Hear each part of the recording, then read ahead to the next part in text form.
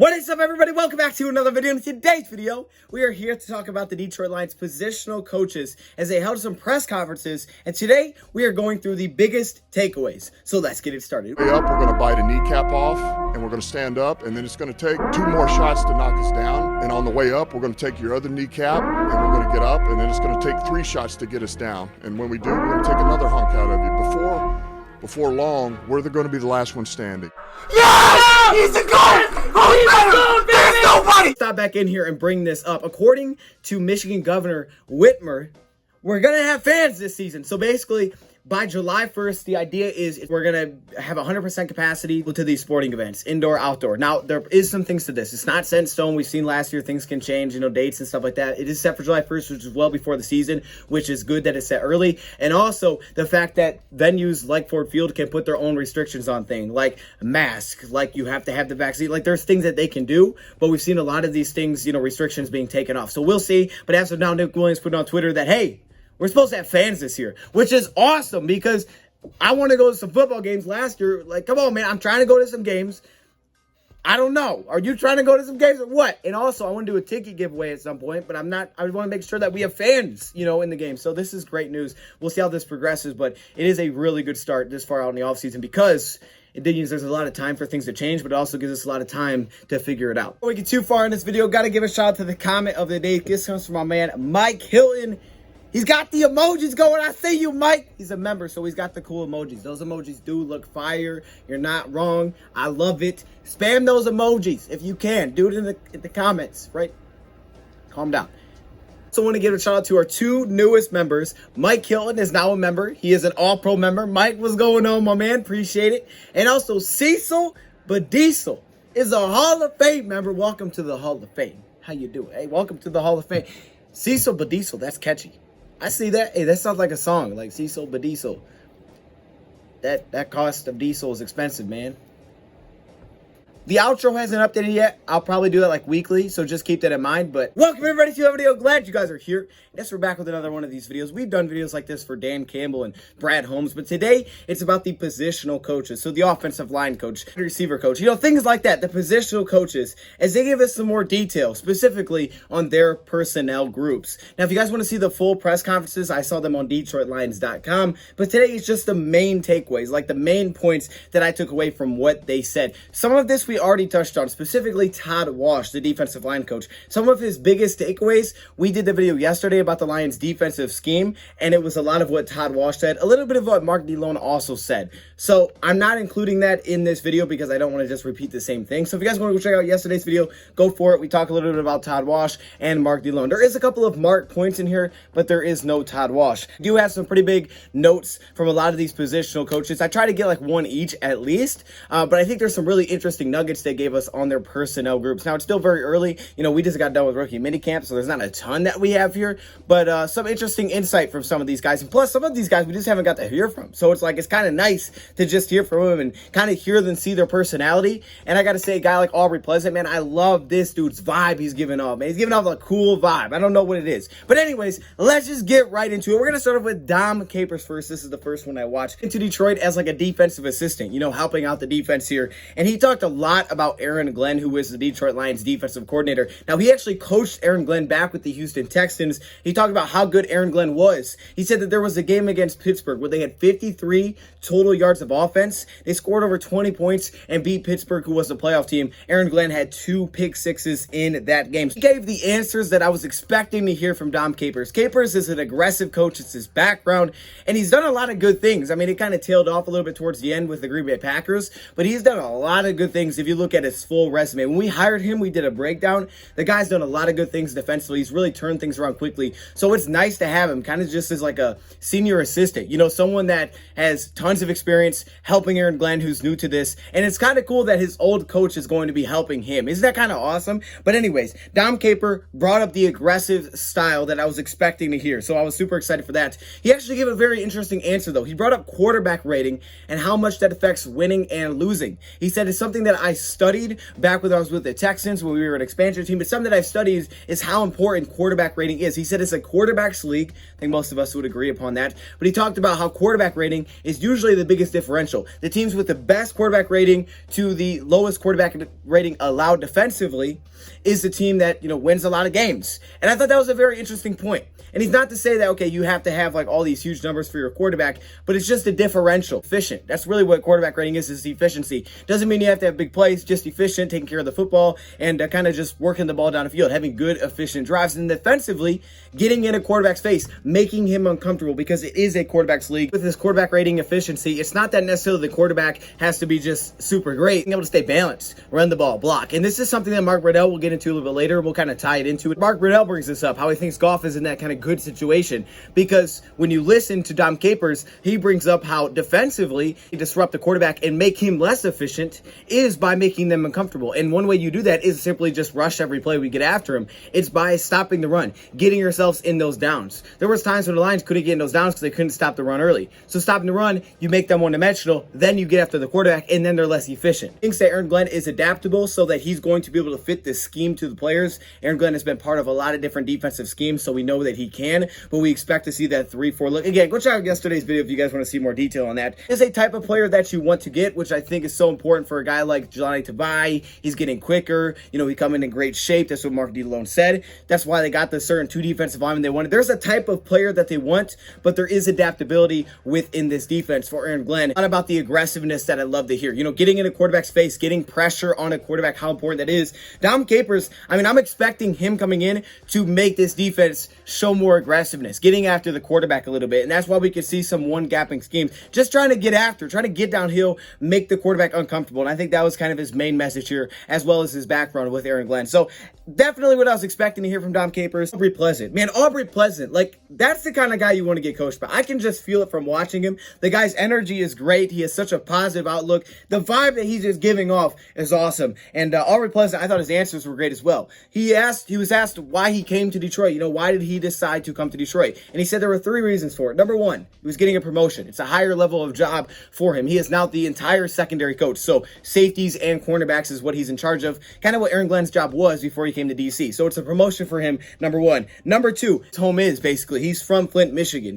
Not the same part, but he's from Flint, Michigan. So he's kind of coming back here. And also, it's a legacy opportunity. It's an opportunity to build a legacy in Detroit. That we've always said, look, if someone can do this, they're going to go down as heroes because no one's been able to do it. So this is an opportunity for you to kind of just, put your name in history. Like, hey, we did this thing. We were the guys that got this on track. I want to be a part of that. I was asked about Jeff Okudah, and he said, basically, that last year was a bad year. You look at the record, there's a lot of factors that you can point to as why it maybe wasn't the best season for Jeff Okudah as a rookie. There's so many factors. The fact that he was a rookie at the cornerback spot is tough. The fact that he was thrown into such a big role, the injuries that we had, not only for him, but also for guys like Trufant that kind of forced him into that role, how bad the defense was as a whole, lack of pass rush. There are so many factors you could point to for Jeff Okudah struggling in the rookie season, and some of it, he's just struggled. Rookies struggle at the cornerback spot. It happens a lot. Trying to take the Lions' job, he looked at the roster, and that's ultimately what made him come here, was the roster. Everybody gets different answers for this, but it was the roster, the young players with the high upside.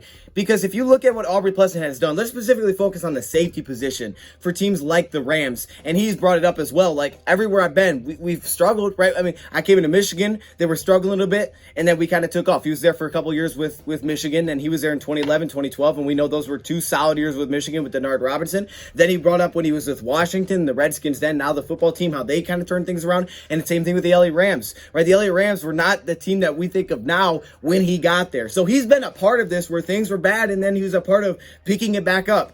And he looked at the young roster and he's like, yeah, there's potential here. But I think this was my favorite part of the answer. I wasn't expecting this. Someone said, it's going to be a tough challenge. And he just cut him off. He's like, no, this is not a challenge. This is not going to be a big challenge. It's my job. This is my job to make this secondary better, to improve the secondary, to develop these guys. It's not like a big challenge. This is what I was hired to do.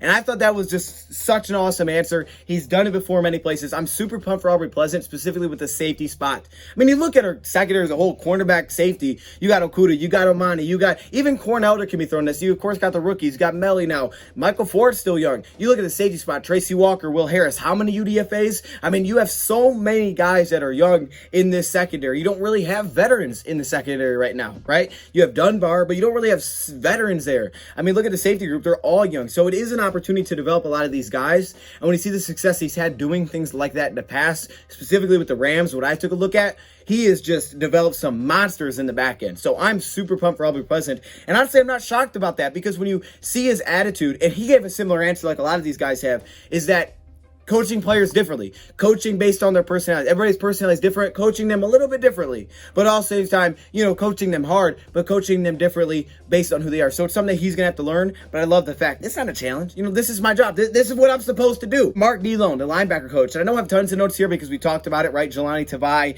how he's excited for Tavai. He came in at great shape. He didn't see him last year, but great shape. And that's something Tavai had to do this offseason. So I give a lot of props to Jelani Tavai for that. Also, Jalen Reeves-Maybin, the fact that he's a complete backer in his eyes because he can play all three downs. He's been a special teams ace, but this season he can see more of a role there. Not necessarily meaning starter after Derek Barnes, Jamie Collins. I mean, not necessarily meaning starter, but when you talk about the linebackers we brought in, faster, speedier linebackers that can, you know, fly sideline to sideline, he checks those boxes. And the thing is, Maybin is a smart linebacker. If you go watch him last season, go watch the film last season, I think specifically against the Packers, towards the end of the year when he got his most opportunities, the guy was not bad getting opportunities. He just didn't really have opportunities with the Lions because remember, he was drafted like Jared Davis before Matt Patricia got here. And obviously, Jalen Reeves-Maybin is not built like a guy like Jelani Tavai and Jamie Collins were and Christian Jones. And, you know, he wasn't built like that. He was much on the smaller side like Jared Davis. So for him, he really lost his role. He became mainly a special teams guy. But this is an opportunity for him to get more reps. And we did a video on this talking about how he could be like a breakout player for the Lions. We did that a while ago if you guys want to go check that out.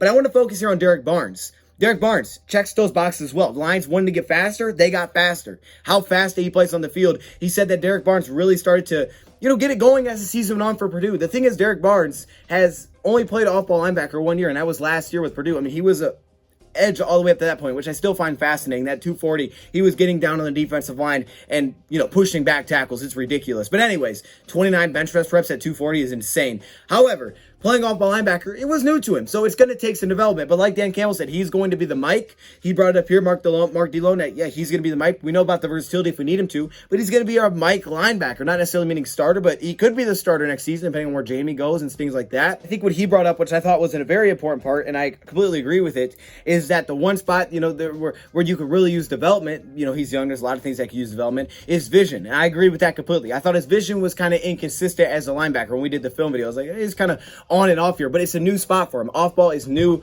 to Derek Barnes. It's the first year of him doing this, so it makes sense. But a lot of the traits and intangibles are absolutely there. And like a lot of guys we brought in, you can just see the passion that they bring to the table, the aggressiveness, the chip they play, the edge they play with. Chris Spielman signed off on it like, yeah, let's go get this guy. I'm cool with it. Let's go get Derek Barnes. Yeah, we could take that guy. And Mark DeLone had some good things to say there. Then we take a look at Ben Johnson. Now, Ben Johnson has been here since 2019. He's our tight ends coach. So he's one of those guys that kind of stayed over. And he talked a little bit about the tight ends, you know, specifically just about Hockenson. It wasn't super long. He brought up the fact that TJ Hockenson is like Dan Campbell. I thought this was an interesting comparison, but I kind of like it. I don't know if it's because the hair, like that's the thing. I mean, if you watch TJ, there was that bussing with the boys or something, you know, the whole tight end thing where they do with George Kittle. He's got the long hair going on. He looks like Dan Campbell. That's what I'm saying.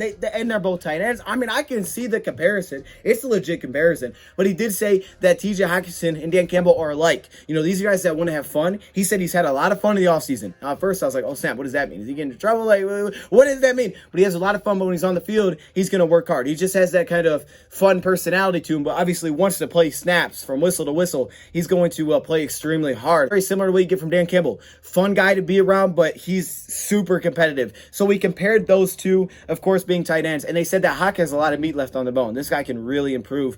I mean, think about it, dude. This guy's only been in the league for a few years, and last year he was one of the best tight ends in the league. Like, this dude could be fantastic. It's crazy, especially if he's even a bigger part of the offense. It's crazy. He touched a little bit on the other tight ends, not a ton here, like Josh Hill retiring, how they thought he had something left in the tank, but he decided to retire. They brought in Darren Fells. But because they only have two vet tight ends, they have Fells, they have Hawk. And Fells, they haven't seen yet, right? I mean, they saw him a while ago, but they haven't seen him yet because of just rookie minicamp. So, I mean, you got tons of these young guys, and their spots open, you know, because he said they're keeping more than two tight ends, as they should. I mean, you could look at 3, potentially 4 tight ends, and there's about 5 guys there right now that are just chilling, 5 young guys. I mean, you could go through, there's tons of them. Hunter Thedford, Alize Mack, who else? Charlie, right, that was just brought in. Hunter Bryant's back, Brock Wright, Jake Hausman. So you have these fullbacks. I mean, guys are competing for H-back positions. They want to mix. He said they want to have, receiving tight ends, blocking tight ends. They need to have these guys, but specifically these guys need to be smart. That way they can do a lot of different things, serve impact on special teams. So we'll see who makes it out of that. But the thing is, some young guys make it. Mark Brunell, who is the quarterback coach, we talked a lot about him when we went through, the Detroit Lions comparison to the Jacksonville Jaguars. We did that video. But Mark Brunell said that Dan Campbell, easy, super easy, he's the reason that he came here. I mean, no question. As soon as he asked me, he's like, Dan Campbell's the reason I came here. Simple as that. I mean, it was like affirmative. DC's the reason I'm here. So we had a friendship right back with the Saints. He was injured, but we were with the Saints together. We had a friendship. We stayed in contact since. I've seen him at the Combine. I've seen him here. I've seen him there. And now here we are. I got an opportunity, and I was super interested, like, right away. And it didn't take me long to be like, hey, I'm interested in doing this. All right, I would love to work with you, Dan Campbell. So he and Dan Campbell clearly have a great relationship. Another former player here, a former quarterback. And a lot of our guys have answered like this, like, hey, Dan Campbell's the reason I'm here. But especially Mark Brunell, I mean, it was serious. However, he brought up Jared Goff, and he said there's a couple things, right? I've watched tape in the last 3 years, he said, every single game. And with Jared Goff, the kind of the normal words that we've been hearing, competitive, he's talented. But he brought up the fact that he's won 42 games and he's taken a team to the Super Bowl. Now, when you think about that, 42 wins, obviously not all him, but he was part of winning 42 games, and he's 26 years old. Expect them not to put down the receivers, but they spoke highly of the receivers, being able to make plays on the outside, specifically Antoine Randall Ellis, that's his position. But he said he's in a good situation. Good offensive line, solid running game, and receivers that can make plays. And I think a lot of that is the receivers that fit what Jared Goff likes. Those speedy receivers, and they've got some size now on the outside. They have a pass catcher in Amon-Ra St. Brown. They got playmakers outside. And I think the most important part here is Antoine Randall Ellis, where he's kind of transitioned to the receiver coach here, is that when he brought up Brashad Perriman, to mention is that Brashad Perriman, by far his best season, came when he was with Antoine Randall Ellis. These guys went down, he kept going. He kept playing extremely well. And I went back and I watched his film back when he was with Tampa Bay, and the guy was fantastic at Tampa. He wasn't dropping the passes. People always make fun of him because he dropped passes. He didn't drop anything with Tampa Bay. He was actually like one of the only receivers to have as many receptions as he's did without having drops. I can't remember the exact stat was. If I have it, I'll throw it on the screen. But the guy was fantastic with Tampa. I mean, he was one of the better receivers in the league. I'm not even playing. And like I said, when those injuries came in, when Mike Evans, guys were down, he stepped up and he continued to play well, continued to get open. He brought up his size plus his speed here. And Brashad Perriman, I think that's one reason to be very optimistic. Of course, he's young. Of course, we know he's fast. He's big. But it's at his best season, and it was a fantastic season with the Tampa Bay Buccaneers, is when he was with Antoine Randall Ellis. And even last year with the Jets, he wasn't bad, but we saw some of the drops come back a little bit. So hopefully something to do with Antoine Randall Ellis. He just knows how to get the best out of him. And hopefully we see that. Because if we see that Buccaneers, Brashad Perriman in Detroit, well, we got a playmaker. We got an absolute playmaker. But the thing is, aside from that year, there's been inconsistencies catching the football, right? There's been a lot of inconsistencies there. Getting open hasn't really been too much from. It's been catching the football. And like I said, last year it came up a few more times with the Jets. There weren't easy drops. We looked at the film. But when you look at him with Tampa Bay, he was fantastic. From Hank Fraley. And I'm super happy for Hank Fraley. I mean, you could just tell he was so excited to be back in Detroit. I mean, the players, they vouched for him this offseason. They wanted him to be back, and he was brought back. And it was just a great opportunity. He's like, this is the longest we've lived in a place. And he said, Detroit's like me, it's just tough. It's hard working. It's just, go to work every day. No excuses. He said, this is the longest I've lived in a place. Me and my family are super grateful. But he brought up Penei Sewell. He said he actually went back and watched Penei Sewell in high school, which is kind of cool. I didn't know that. He watched Penei Sewell in high school, and he said, you could see him at high school. He was like he is now. Now in high school, he's bigger. He played the guard spot, but he's like, that you knew that this guy had a chance to be dominant. And Oregon brought him in, and now here he is with the Detroit Lions. He said, this kid has a chance to be special. And he's like, it's hard to project. It really is. Like, I mean, Joe Thomas, I played with Joe Thomas. It's hard to predict, like, oh yeah, Joe Thomas was going to be a Hall of Famer, but it was like, man, once you put the pads on, you're like, this guy has a chance to be special. And he feels kind of the same thing here with Penei Sewell. So I hope that's the case. That would be nice. Wouldn't that be awesome to have like a Hall of Fame? Bam, we got one of the best tackles in the game. I want to quickly hop in here and kind of clarify. I did say in a past video that Sewell did not play tackle in high school. He did play some tackle in high school, so I want to apologize. I messed up there. He did play some tackle in high school. I don't know what I was getting confused with, but he did play some right tackle in high school, so that should help him too. Brought up Big V, and I think this was the most important part here, is what he said about Big V. All right, Vitae. And at first, I think he was very confused on the question. I don't think he knew who he was talking about, but when he brought up Big V, he said this. Big V's biggest issues last season was health. I think a lot of us know that, the foot injury, right? I was good during training camp. I mean, he was consistent during training camp. And he was like, why can't this guy be a part of the future? You know, why not? Why not? Now, he's not going to make those decisions. And the thing is, I think we've come to understand that if Big V doesn't take a big step forward this year, he probably is going to be brought back because there is finally an out on his contract where, yeah, you're going to have $4.2 million in dead cap, but you're also going to save $4.2 million. So if he doesn't play really well, there's probably a chance that, you know, he's not here next season because he's getting paid a lot of money to play a guard spot, especially if he stays at guard. However, he was saying this guy was really good in training camp. He can move the offensive defense line, which we saw when we watched this film. This was a while ago. We did a Big V video, so go check that out if you want. He can move the line. He's versatile, big versatile. He has good movement ability. The thing is, he's a big dude, and he can move. Like, Big V was good in training camp, but the injuries are what really set him off. And the thing is, with the offensive line position, he's like, you need consistency. And he didn't have that consistency because he had injuries. He was moving around the offensive line. And not only him, but other guys as well. A couple of games where he would play well at half, and they wouldn't come out in the second half because of his foot injury. Like, that kind of thing is just detrimental. This guy went from playing tackle to say, hey, I'm going to be the guard. Like, it was kind of a new spot for him. It's kind of like, okay, let's try this out. Let's see how this goes. He can move. He can play all over the offensive line. If he can come back healthy and a second year to play at that position to get reps there, especially if he's playing, you know, with some really talented offensive linemen like we know we have, like Frank Ragnow, Taylor Decker, Penei Sewell starting. Hopefully help him next season and try to prove that he should be part of this future. He's like, why not? So clearly he liked this dude. I mean, he was very high on him, but the thing is, Big V does need a nice year this year because if not, there is that glaring out. There wasn't before, but now there is with how the contract was set up. So for Big V, if he wants to be part of this, cool, I want to be part of it. Just ball out. I mean, seriously, go out there, be one of the top at your position, and you'll probably be brought back. The cap's going to go back up, but you got to ball out next season. That's the thing. If he doesn't, like we said, there's a good chance that he's probably not brought back next year because there is that out that finally comes up on his deal.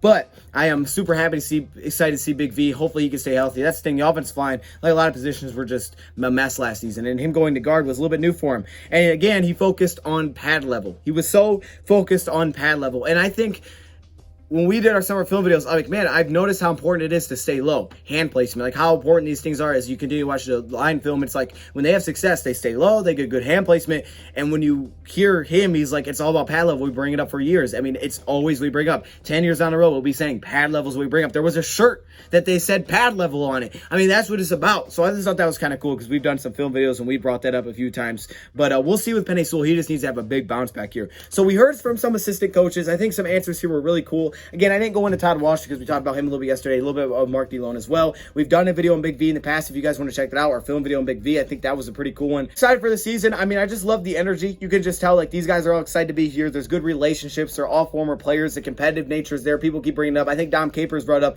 that they're competitive. Like, you can tell these coaches are going at it like they're players, you know? All these guys being former players, and they're just all excited to be here. Like, we get to work with Dan Campbell. Like, this is an awesome opportunity. So just what they said would happen, it did happen. So we'll see how it goes. Let me know your thoughts in the comments below. Thank you for watching. I'm out.